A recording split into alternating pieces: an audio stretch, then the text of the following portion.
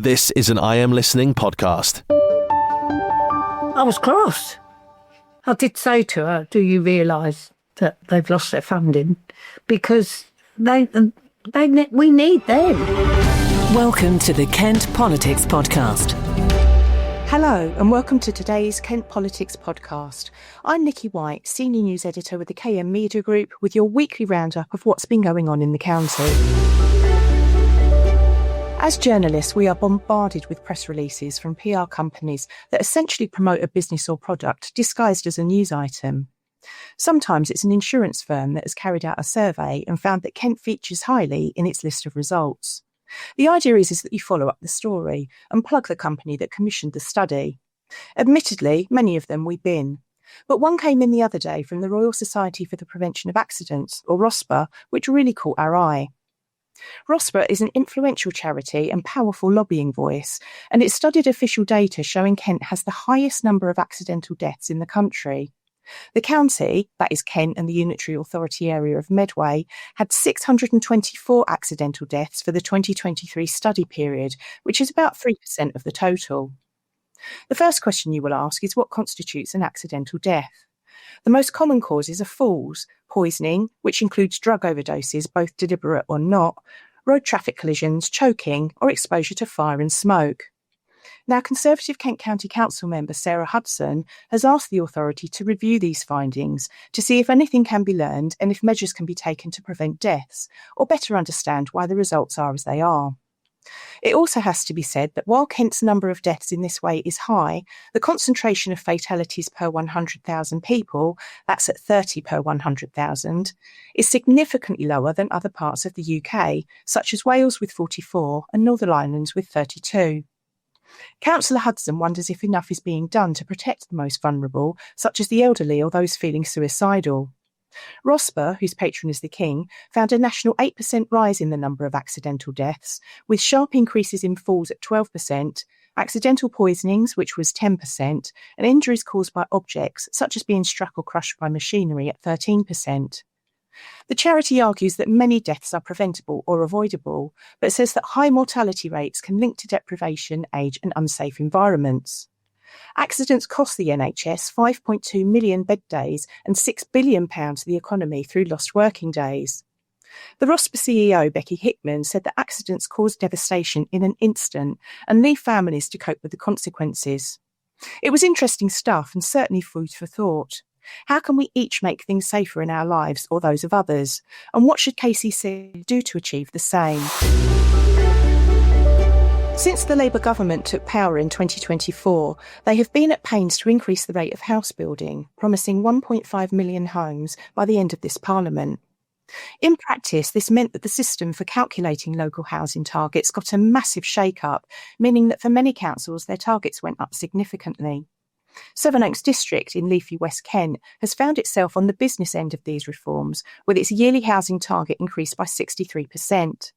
The district is more than 90% metropolitan greenbelt, where it's usually harder to get planning permission. But as part of the drive to build more homes, councils have been instructed to begin identifying grey belt land. That's areas which are technically greenbelt, but have either previously been developed or don't serve the purpose of the greenbelt properly. Sevenoaks has been in this process, and the first major bid for homes of the newly defined grey belt has come forward. Hallam Land Management has asked Sevenoaks District Council for outline planning permission for an estate of 300 homes in New Ash Green, itself a village that was only built in the late 1960s. The developers want to build two separate neighbourhoods on close but separate tracts of land at the edge of the village covering 41 acres. Much of the land is currently used for horse paddocks, and objections have already started trickling into the planning portal since it was submitted. Sevenoaks Council has set a deadline of July the 9th, by which time they will have to decide on whether to approve the application or not.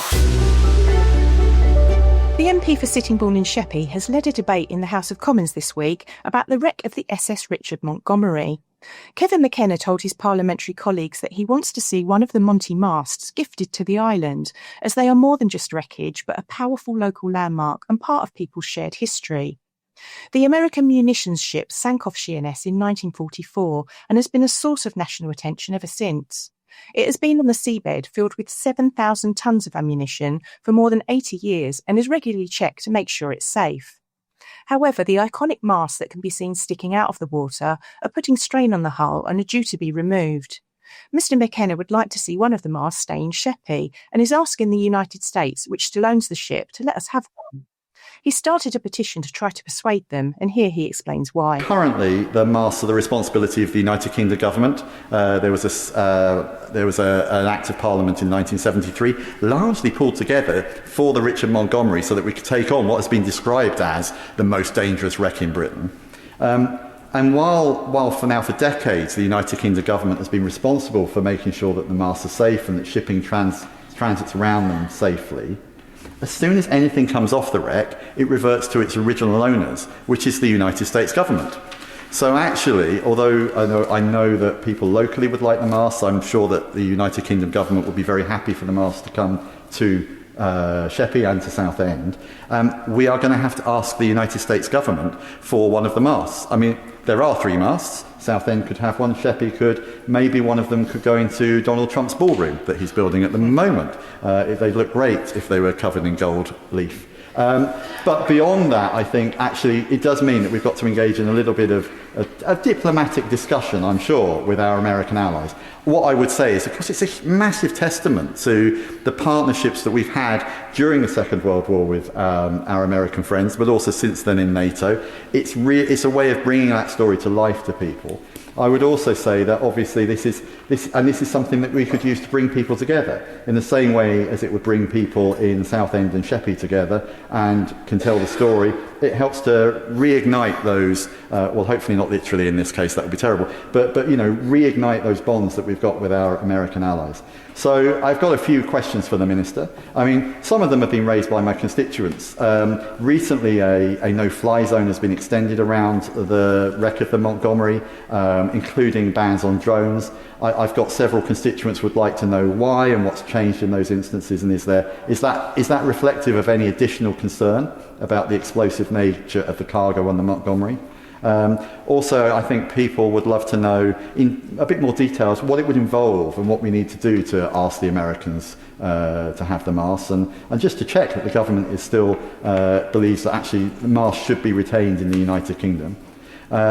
I'd also like, and just some sort of general evaluation of the government's ideas about the timeline for the removal of the masts and what that would involve. Going beyond that, I think that this is it's actually quite a romantic story in its way. I think shipwrecks have always got a degree of romance to them. It's got that added frisson of an incredible amount of explosives, which does add, as my honourable friend said, a little bit of fear. But also, it really speaks to me about how these stories get embedded in communities, even over a few decades. And the people of Sheppey really care. I've got a petition running at the moment. Hopefully there's a petition in Southend as well. I would really encourage anyone to sign that petition so that we can show the strength of feeling and this real desire to return, well, actually they've never been on land, but to finally bring the masts of the Richard Montgomery home to the United Kingdom, home to Sheppey, home to Southend. The Minister for Transport said the future of the masts depends on their condition once they're removed, and any decision must be taken with the US Maritime Administration. Is there a topic that you would like to be discussed on the Kent Politics podcast? Perhaps you've got a question for one of our panel, or you'd like to comment on a hot topic in local or national government. Get in touch by emailing or sending a voice note to kentpoliticspodcast@thekmgroup.co.uk. In Medway, a charity has started a fundraising campaign after having its support from the council cut. Who Cares, which provides transport support and community events to tackle loneliness and isolation on the Hoo Peninsula, has received funding from Medway Council since it was first launched in 2015. But in the middle of last year, the authority told them it would be ending the funding, which is between £80,000 and £100,000 per year.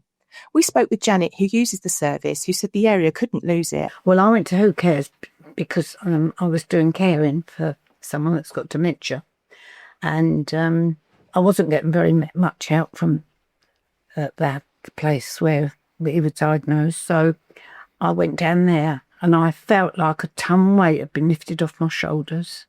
I was just in tears when I came away from there because I really felt as though I had the backup of, and I've had backup of Who Cares ever since. They've been absolutely brilliant.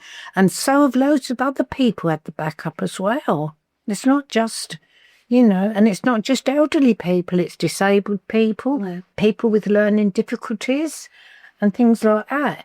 They all need this backup. We can't lose Who Cares. We can't lose them. How does it make you feel that potentially the services that you've become reliant on could disappear? It can't happen. We can't let it happen. I mean, I spoke to social services the other day and she said, go to Who Cares, they'll do it for you. Social services are referring us to Who Cares. They get all the funding they need. They obviously don't care about us, do they? How does it make you feel? I was cross. I did say to her, do you realise that they've lost their funding? Because we need them. We all need them. We live right out in the sticks. We've got nothing. The buses are negligible. The help that we get with these people, they fill forms in for us. They get things that we need to help us live a better life. And I can't fault them. I cannot fault anything they do, anything at all. They take you out. We all go and buy our own meals and things like that, but there's just people mixing with other people, having company. A lot of people have not got anybody at all to do things for them. That's my last question would be, because obviously I know it is quite a rural part of what is an urban area. I mean, hopefully it's like nowhere else in this kind of part of Kent. And do you kind of feel isolated without Who Cares? Because obviously it's rural communities, not a lot of services. The bus services aren't particularly great. There aren't loads of shops and stuff. They're always there. They are always there. You've got a hospital appointment, or you've got to get to the doctors, or even if you want to pick your medication up and something like that, anything like that, they are always there.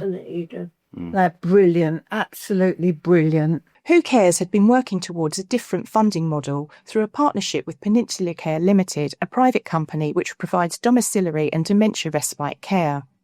The profits from Peninsula Care would be used to fund the service from Who Cares, but unfortunately errors on the part of the Care Quality Commission had delayed Peninsula Care getting its accreditation. These issues have now been resolved, and accreditation is expected in the next 2 months, but the fundraiser is needed to bridge the gap until then. Operations Manager Barry Andrews was clear the fundraiser is not supposed to provide long-term funding, but just until the plans for Who Cares to become self-sustainable are in place. He said he understood the financial difficulties facing Medway Council, but that it was disappointing that they hadn't considered an option where the funding could continue. That would mean there wasn't this risk of Who Cares having to severely cut back services if the fundraiser isn't successful. A spokesman for Medway Council said it recognised and valued the important role all Medway's voluntary, community and faith sector organisations play in supporting the health and well-being of residents. They also pointed out that it had been a guarantor and funder of Who Cares since it began up until last year. The council said it had always been the intention for the organisation to become self-sufficient, and it is not sustainable to make indefinite payments. A link to the fundraiser can be found in the article at Kent Online if you want to find out more. That's it for this week. Our bumper edition returns next week with some special guests. In the meantime, you can keep up to date with politics in Kent at Kent Online. You can also sign up to our Politics Briefing newsletter at kentonline.co.uk/newsletters, and don't miss KMTV's Politics Show every Friday at 5 p.m. Thanks for joining us. Thanks for listening to the Kent Politics Podcast. Don't forget to check out stories throughout the week on the politics page of Kent Online.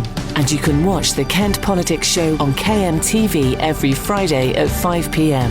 or on demand at kmtv.co.uk. This has been an I Am Listening podcast. For more information, head over to our website, im-listening.co.uk.